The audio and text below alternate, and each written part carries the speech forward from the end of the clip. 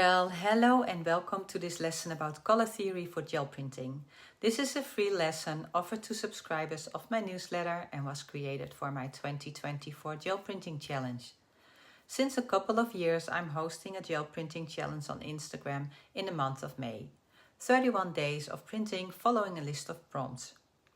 It's meant to create a habit of gel printing, make you comfortable using your gel plate, pull you out of your comfort zone, learn new techniques, but also to build a community of gel printers, cheering each other on, facing the struggles together, helping each other, and maybe even build new friendships along the way.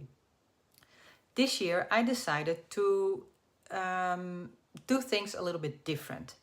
And instead of making a list of prompts, I made a list of color combinations. One combination for each day. I think it's pretty safe to say that most of us have a certain go-to color combo that is our favorite and most used. It can be really hard to break out of that safe combination and try something new. I know that is definitely true for me. And that's a shame, because when you try something new, you might be surprised and find new combinations that you adore. So what do you say? Are you up for a challenge? Then please join and share your prints on Instagram using hashtag Birgit Koopsen Gel Printing Challenge and especially for this year, hashtag Color Conspiracy 2024. Okay, so now let's get to the color theory. If you know me and my work, then you know that I love color, bright, bold, contrasting color. One of the most asked questions I get is how I keep my colors bright and fresh when using several colors and layers on the gel plate. I hope this lesson will help you understand, but please know that this is my personal approach that works for me. I'm using a red, yellow and blue color wheel in this lesson. There are other types of color wheels, but I think this one is the easiest and most logical one to use in gel printing. So one of the most asked questions I get is how do you keep your colors bright and clean? My prints always look muddy and dull. I know a lot of people struggle to avoid mud, but really it isn't that hard with a couple of simple tips that I am going to give you right now. So let's have a look at the color wheel. In this basic color wheel we see primary, secondary and tertiary colors. What does that mean? As you probably know, the primary colors are red, yellow and blue. From these three colors, the secondary and tertiary colors can be mixed. To create the secondary colors green, orange and purple, we mix two primary colors together.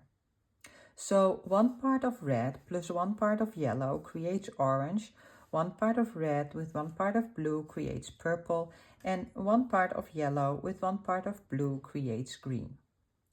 Then, when you mix one primary color with a secondary color, you get the tertiary colors. When mixing yellow with green, you get a yellow-green. When mixing blue with green, you get a blue-green, and so on. And now the thing that is most important to avoid mud. Complementary colors. Complementary colors are the colors that are opposite of each other on the color wheel. As the name already says, these colors complement each other. They bring out the best of each other. When these two colors are placed next to each other or on top of each other, you will get the highest possible contrast. So, if you are aiming for high contrast colorful prints, then these are the colors you want to use together. But the downside is, when you mix these colors, you get mud. So, yellow and purple create mud. Red and green create mud. Now, all this said, I personally hardly ever use primary colors or even secondary colors. I prefer the tertiary colors. But the same theory applies to those. A yellow-green mixed with a red-purple will create mud, but next to each other they complement each other. You can also use the color wheel to see which colors mix well together. If we start from the color primary red, for instance, we can go down to primary yellow, and all the colors in between will mix well. All shades, tints and hues there are between red and yellow, all the different oranges will work. It starts getting tricky when you get in that area where the yellows are mixed with blue. so in the greens. The same applies when you go to the other way, all the way down from primary red to primary blue.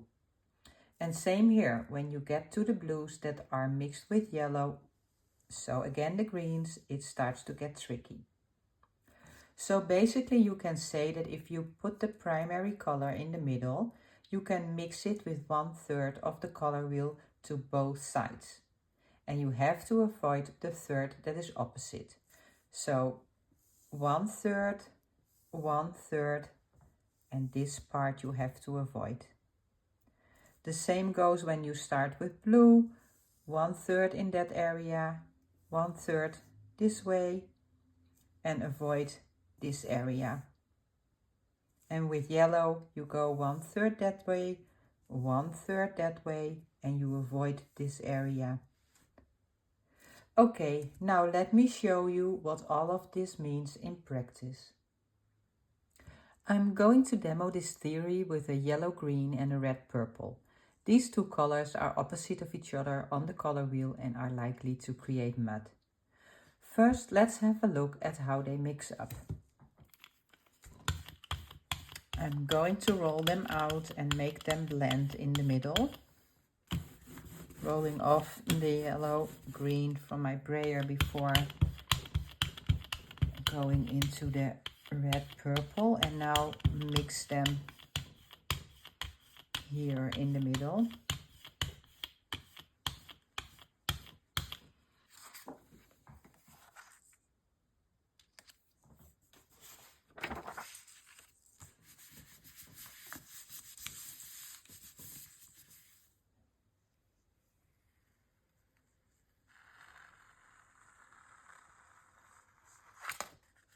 And here we go. As you can see, we lost all the brightness of the original colors. Now let's look at the solution. When you're gel printing, the layers of paint are so thin that even opaque paints sometimes look translucent.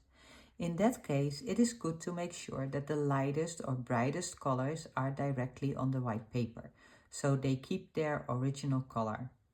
If you put a translucent color on top of another color, it will always change how the color appears.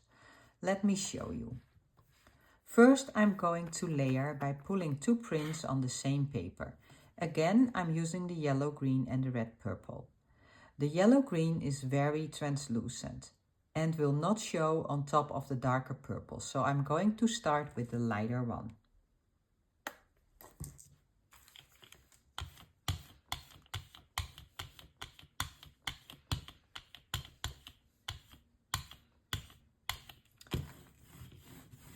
So here you can see how translucent it is. You can look right through. Now let's pull the print.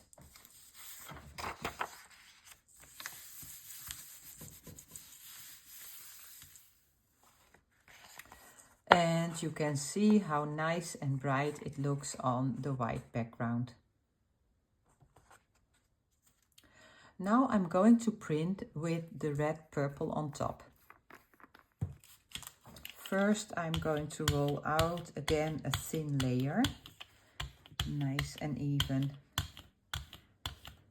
thin layer.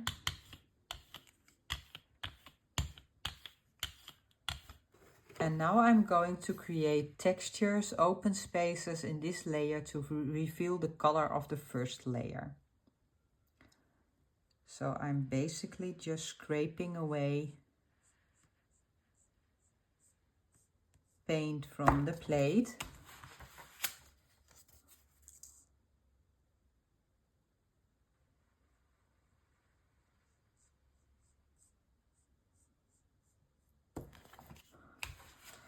And then place the first print on top.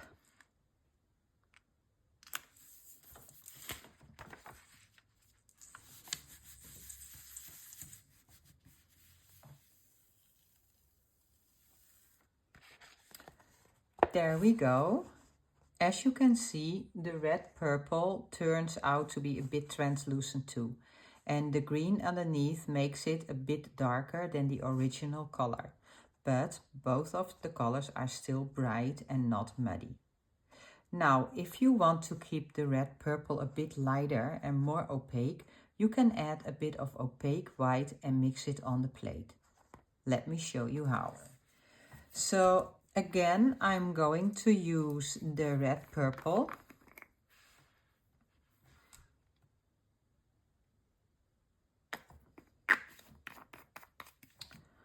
But I am going to add a little bit of opaque titanium white.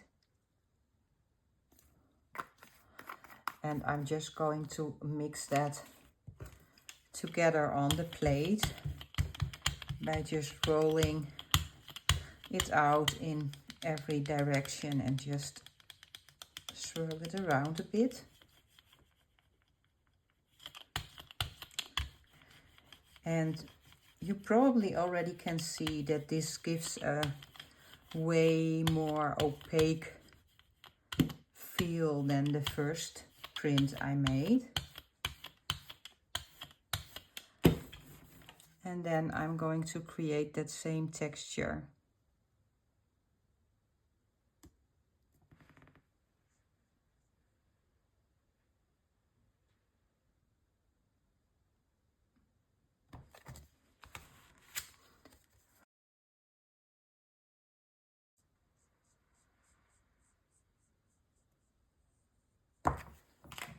And here I have another one in the yellow green, another background.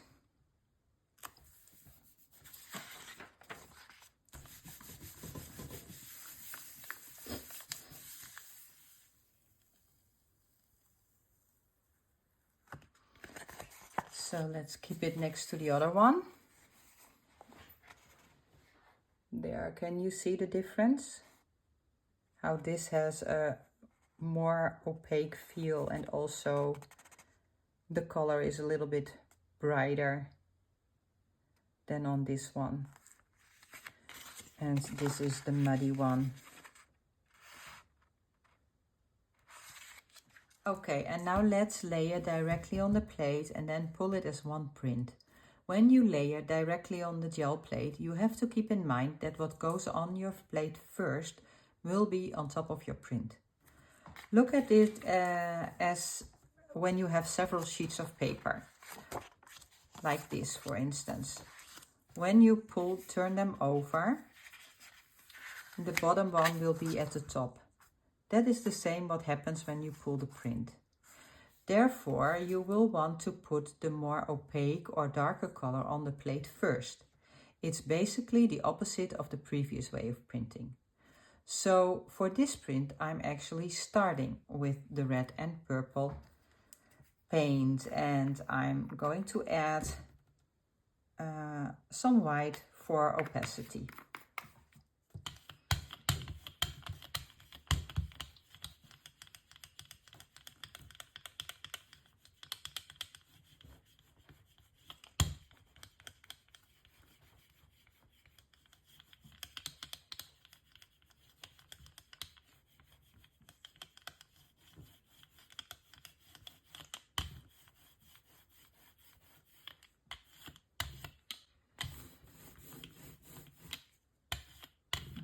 Here we have a nice and even layer of the purple. And now I'm going to create the texture again, because I need the open spaces to show additional layers that I'm going to put on top of this. So I'm going to create that same texture again.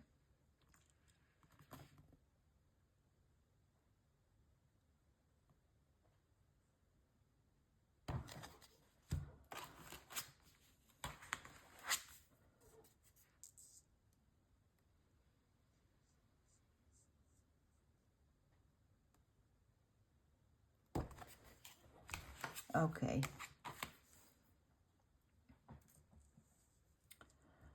So now I'll have to wait for this layer to dry before adding a second color. Adding the second color while the first is still wet will just mix everything up. So now that everything is dry, I can add the yellow purple. Is it really dry? Yes, it is.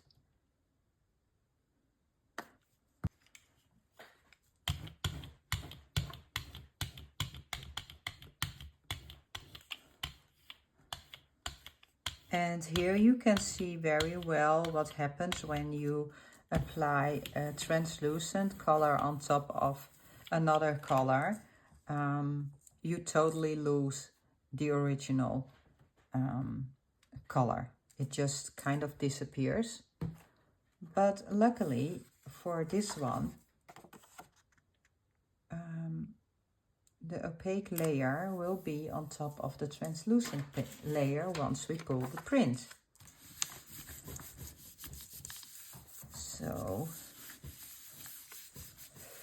now if you have the exact right amount of paint, which means a very thin layer, then you can pull the print straight away and everything will come off the plate. But if you're not sure about your amount of paint and if you will pull a perfect print, then you can also just leave the paper on here until it's completely dry, the paint and the paper.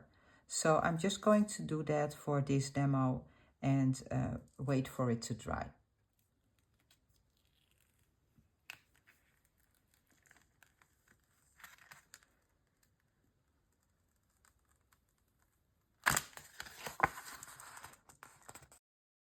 Perfect, crisp and bright colors. So here we go. This is how you do it. Okay, so now you will have to experiment with your paints. Find out how opaque they really are by testing them out and decide then in which layer you want to have them based on that. But one thing is sure, you know now how to avoid mud and which colors to pick together if you want colorful, high contrast prints. The rest is up to you. Oh, and one more tip. You could make little paint swaps in different color combos that work well for you as a reference for easy picking. And that's it. I hope you enjoyed this video and learned something new, and I hope to see your prints pop up during the challenge. Don't forget to use the hashtags Birgit Koopsen Gel Printing Challenge and Color Conspiracy 2024. And if you want to make sure that I see your post, then please tag me at Birgit Koopsen. Have fun! Bye!